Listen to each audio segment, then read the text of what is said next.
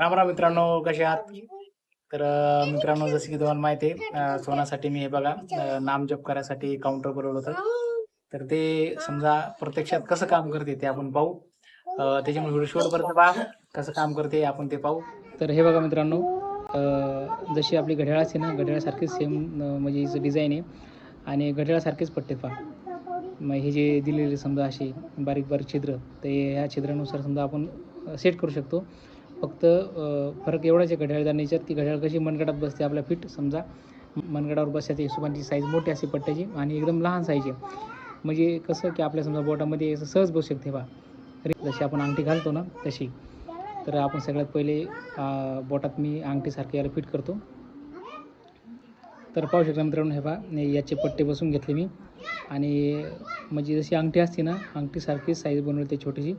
तर समजा तुम्हाला तुम्ही सहज बोटात घालू शकता आणि कुठे बी समजा कुठं प्रवासाला चालले किंवा कुठे बी समजा चालले तुम्ही, तर चालता बोलता उठता बसता आपण समजा सहज भगवंताचं नामस्मरण करू शकतो.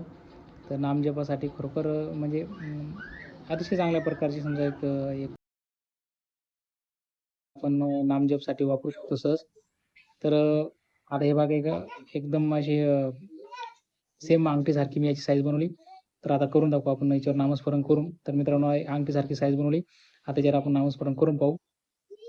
तर हे बघा, तर आपण याचे नामस्मरण करायसाठी हे जे मोठं बटन आहे मित्रांनो, हे काउंट करायचं. इथं लिहिलेलं आहे काउंट आणि जे लहान बटन हे रिसेट. म्हणजे आपण किती नामस्मरण केले किंवा किती समजा नाम घेतले आपण, हे याच्यावरती काउंट होणार आणि याच्यावर रिसेट होणार. तसं समजा भगवंताचं नामस्मरण करायसाठी काही मोजायचं काही काम नसतं. म्हणजे असंख्य नामस्मरण केलं पाहिजे. त्यासाठी काय असं म्हणजे मोजणं काही आवश्यकता नसते. परंतु बस सोनाची होती इच्छा की आणा ते एक म्हणजे व्हिडिओ पाहायची ती, त्याच्यामुळं म्हटलं आणावं. तर बस फक्त त्याची एक माहिती म्हणूनच व्हिडिओ टाकत आहे मी.